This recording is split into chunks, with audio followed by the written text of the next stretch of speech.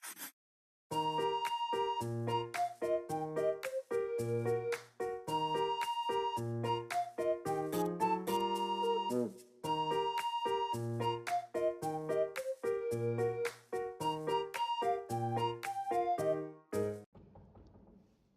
selamat masuk. Selamat siang, Bu. Siang, Aura. Silakan duduk. Gimana kabarnya hari ini, Aura? Alhamdulillah sih baik, Bu. Lumayan ya, ada banyak pekerjaan juga. Gitu ya. Udah tahu belum kenapa saya panggil ke sini? Jujur sih saya jangan tahu ya, Bu. Tapi saya juga kaget nih tiba-tiba dapat undangan dari HR. Ada apa ya, Bu? Santai-santai. Ini ada kabar baik buat kamu. Oh, begitu ya, Bu. Kira-kira apa ya? Begini, setelah saya ngobrol-ngobrol sama rekan kerja dan atasanmu, terus melihat kinerjamu selama setahun terakhir ini, saya merekomendasikan dan kamu memiliki potensi untuk menempati posisi kepemimpinan di masa depan. Serius, Bu? Iya, nanti untuk programnya itu saya akan membuatkan program mentoring buat kamu ikutin. Nah, program itu untuk mengembangkan konsistensi, terus kemampuanmu kerjasama, terus inisiatifmu biar bisa berkembang seperti itu. Oh, seperti itu ya, Bu. Saya sih nggak nyangka ya, Bu. Soalnya saya rasa saya harus perlu banyak belajar, tapi ternyata saya dikasih kesempatan seperti ini. Nah, nggak apa-apa, Ra. Eh, itu sebagian dari kepemimpinan ya. Nanti kamu akan dibantu dengan Ibu Putri selaku senior manajer terbaik kami. Beliau sudah berpengalaman lintas tim dan sering menjadi pembicara dalam pelatihan kepemimpinan internal.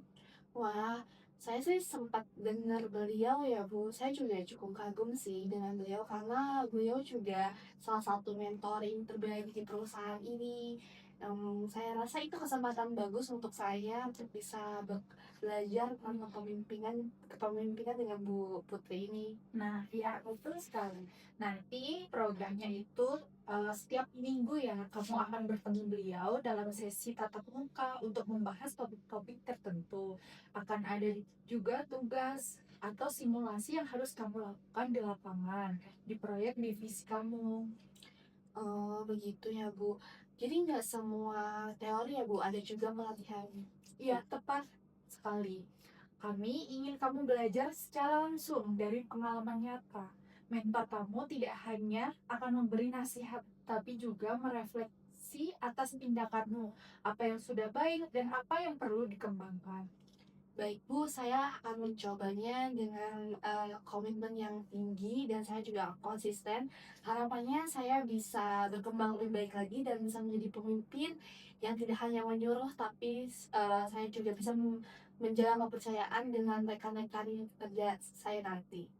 Nah, itu salah satu sikap yang bagus, Aura.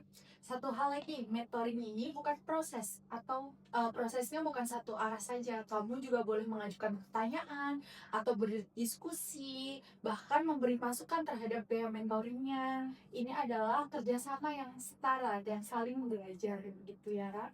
Siap Bu, terima kasih atas kepercayaan dan kesempatan yang telah diberikan oleh perusahaan ini. Oke, sama-sama. Besok kamu akan bertemu Ibu Putri ya untuk sesi pertama. Saya yakin kamu akan menikmati prosesnya. Selamat memulai perjalananmu sebagai calon pemimpin. Semangat, Aura. Dan terima kasih Bu. Ya, sama-sama. Kalau gitu saya pamit ke ruangan sebelah lagi ya Bu. Iya, selamat bekerja. Ya, terima kasih Bu. Iya, sama-sama.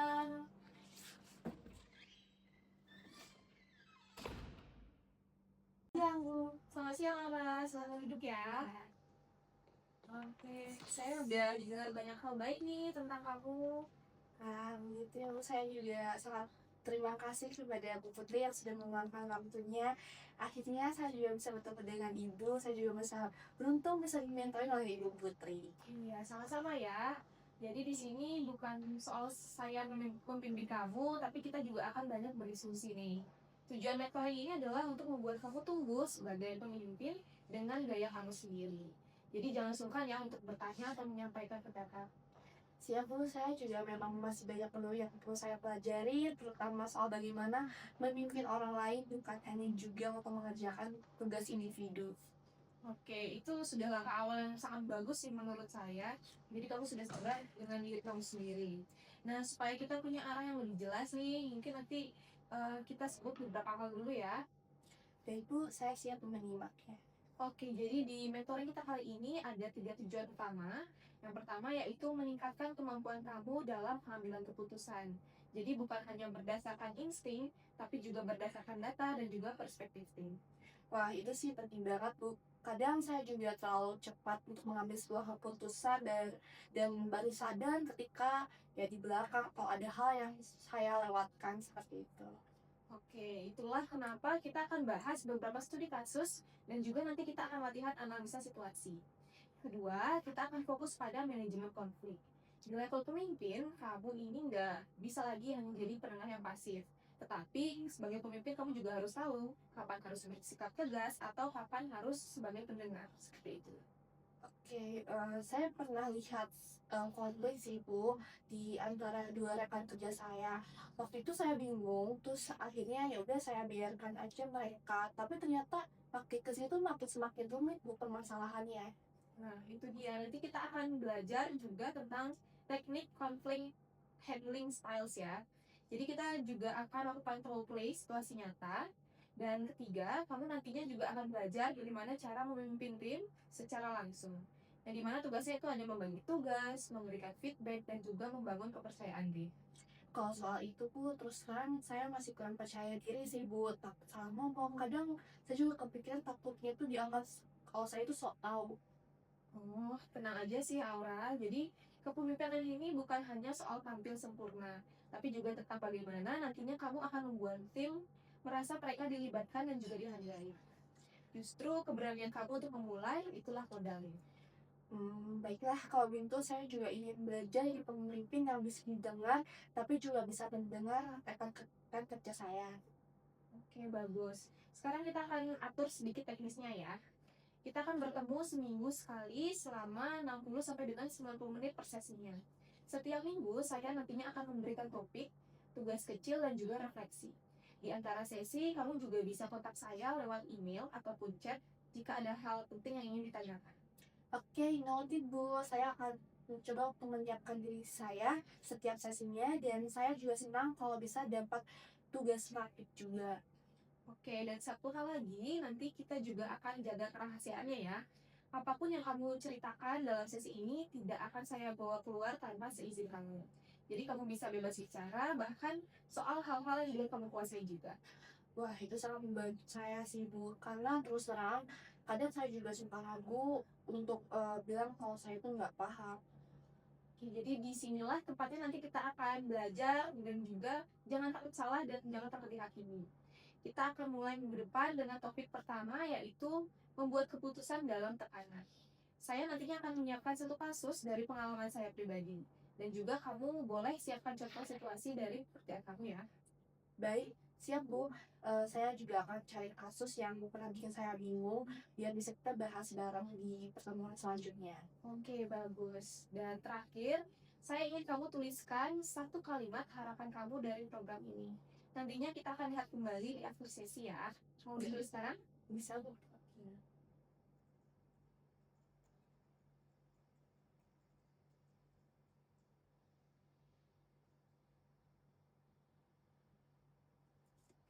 Sudah Bu. Oke, boleh dibacakan mungkin? Saya ingin keluar dari mentoring ini sebagai pribadi yang lebih berani mengambil sebuah keputusan dan bisa membawa pengaruh positif bagi tim saya. Oke, kalimatnya bagus banget nih. Kita simpan baik-baik ya. Jadi untuk sesi pertama kita pada hari ini kita cukupkan. Terima kasih untuk Mbak Aura sudah mau hadir dengan semangat belajar. Baik, terima kasih juga Bu. Saya sangat termotivasi untuk memulai proses ini. Oke. Pagi Aka, Pagi Ibu. gimana nih? Kemarin ada tantangan baru nggak? Minggu ini cukup agak menantang bagi saya karena saya dapat tugas untuk mengkoordinasi pembagian waktu shift nih Bu. Ada dua rekan kerja saya yang saling berselisih karena mereka tuh merasa dirugikan karena ada pembagian shift yang tidak adil. Konflik klasik soal keadilan ya. Kamu bisa ceritain nggak kronologinya seperti apa? Jadi awalnya saya tuh atur jadwal berdasarkan rotasi biasanya Bu. Tapi salah satu rekan saya yaitu Rini merasa dia tuh terlalu sering dapat shift akhir. Dia bilang juga kalau saya itu tidak adil Bu. Sementara itu teman saya yang lainnya Bima merasa Rini yang sering minta tukar jadwal. Mereka berdua akhirnya saling sindir Bu di grup kerja. Bagaimana kamu meresponnya waktu itu? Jujur Bu, saya tuh sempet diam dulu sih Bu. Saya nunggu mereka meredakan sendiri, tapi setelah itu suasana tim jadi canggung sih Bu. Akhirnya saya ajak mereka ngobrol secara terpisah Bu. Terus hasilnya bagaimana? Mereka sama-sama mengeluhkan satu sama lain sih Bu, tapi nggak ada yang mau berbicara secara langsung. Saya juga coba jadi penengah, tapi saya sendiri bingung bagaimana bersikap adil tanpa membuat kesalahan satu sama lain yang merasa itu dikorbankan Bu. Oke. Situasi ini bagus banget sih untuk kita bahas hari ini ya. Karena konflik seperti ini kan akan terus muncul dalam kepemimpinan. Tapi jangan takut juga, yang penting bukan menghindari konflik, tetapi tahu bagaimana caranya menangani masalah tersebut dengan sehat. Iya Bu, saya justru dengan adanya pengalaman tersebut, saya merasa belajar banyak dari kejadian ini. Walaupun saya juga sempat stres sih Bu. Oke, jadi ada 5 gaya umum nih dalam menghadapi konflik, yaitu menghindar, mengakomodasi, bersaing, berkompromi, dan juga kolaborasi. Gaya kamu tadi lebih mengarah ke menghindar ya di awal, lalu akomodasi. Bener Bu, karena saya tuh merasa nggak enak kalau sampai menyudutkan satu pihak aja. Padahal justru dengan berani membuka ruang dialog terbuka, kamu itu bisa mengarahkan konflik jadi konstruktif loh. Boleh saya tunjukkan satu teknik yang sering saya buat? Tentu Bu, saya sangat ingin tahu.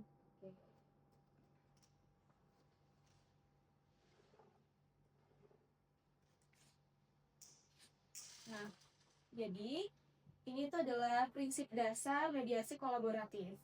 Kita cari dulu interest tersembunyinya dari masing-masing pihak, lalu bantu mereka untuk menemukan tujuan bersamanya. Dalam kasus kamu ini misalnya, Rini kan ingin keadilan waktu nih, dan Bima ingin stabilitas.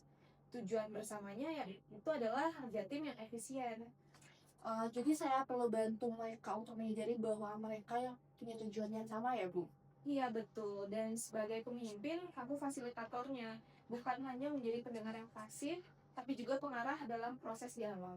Wah, saya sih baru menyadari itu. Selama ini juga saya pikir menyelesaikan konflik itu cukup tentang soal adil bagi dua orang saja. Oke, jadi sekarang sebagai latihan, saya mau kita simulasi ya. Saya jadi Rini dan kamu jadi diri sendiri. Coba hadapi saya seperti kamu menghadapi konflik tadi. Siap nggak? Baik Bu, saya coba ya. Oke.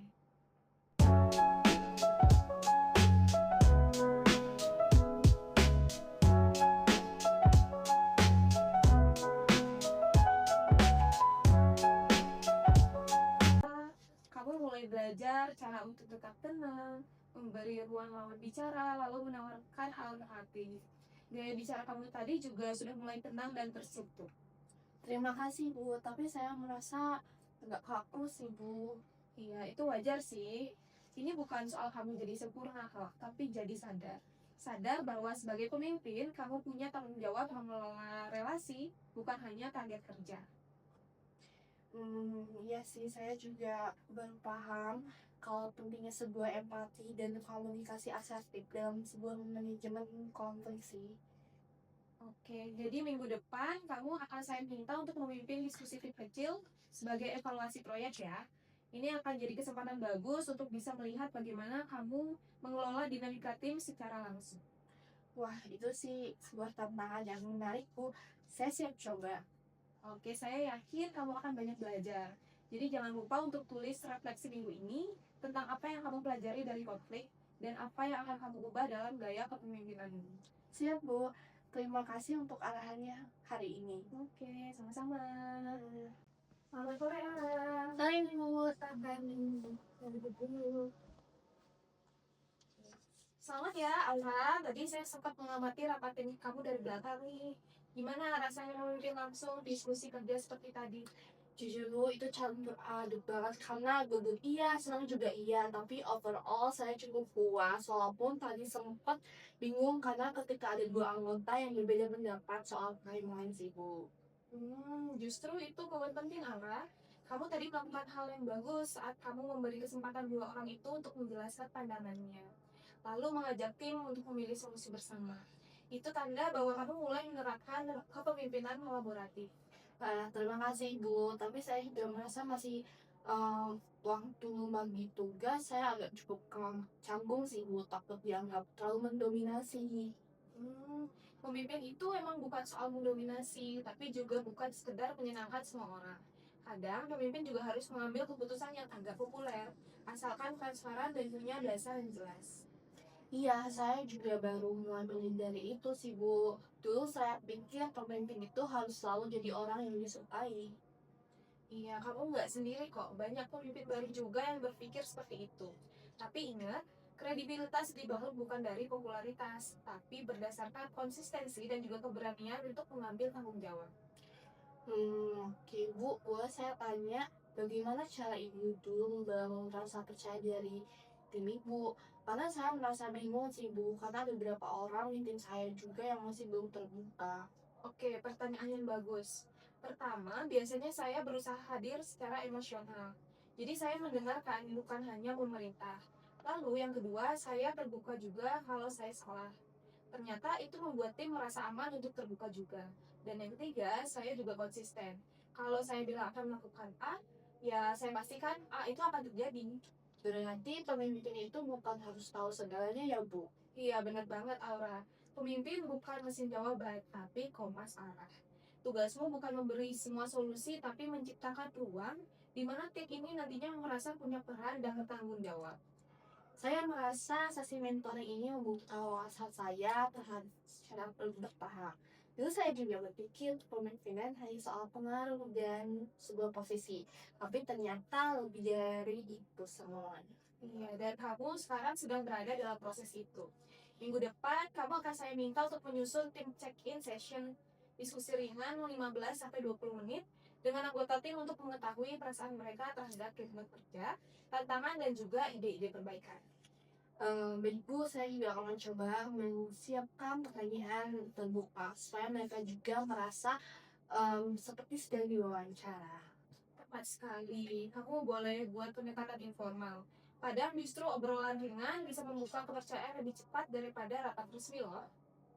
Oke, kalau gitu saya akan coba dan terus refleksi juga. Sejauh ini sih saya merasa semakin yakin bahwa saya tuh ingin menjadi seorang pemimpin yang tidak hanya mengatur, tapi juga menumbuhkan suasana kerja yang lebih nyaman lagi. Oke, itu kalimat yang bagus banget, Aura. Catat itu ya, kita nantinya akan lihat lagi di sesi evaluasi.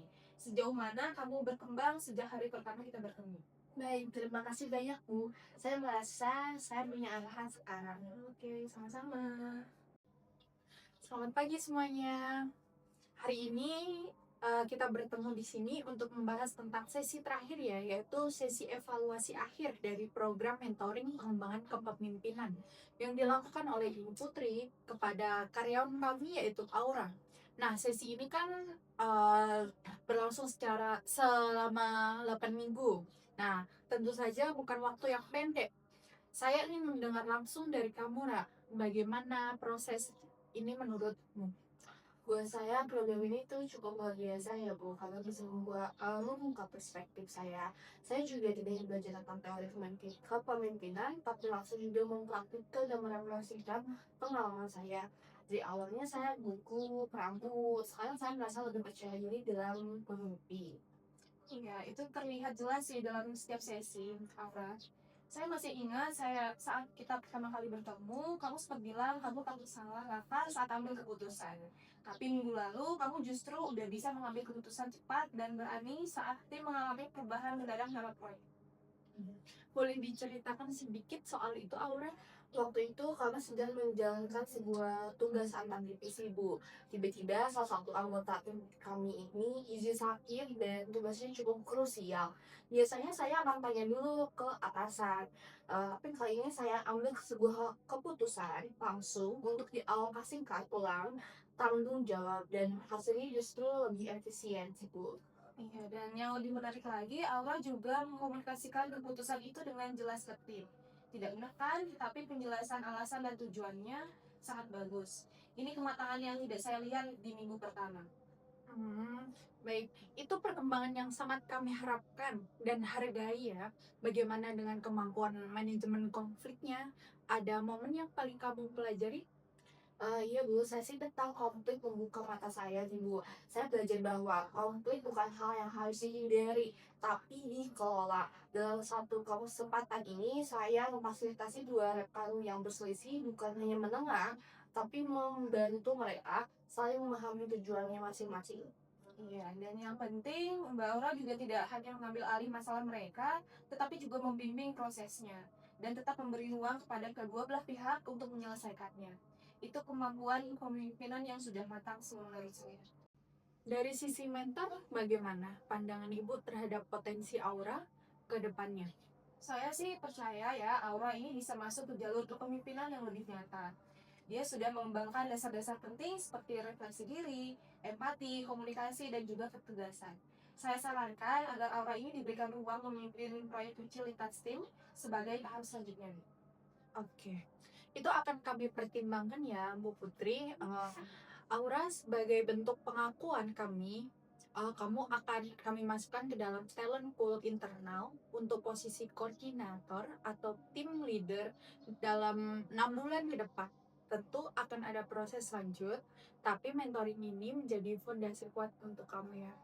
Wah, terima kasih ya Ibu Sinta dan Ibu Putri. Saya benar-benar gak menyangka akan sejauh ini. Awalnya saya pikir saya itu belum pantas menjadi seorang pemimpin juga. Semua orang itu belajar sih Aura. Yang membedakan adalah siapa yang berani melangkah dan Kap sendiri sudah membuktikan itu.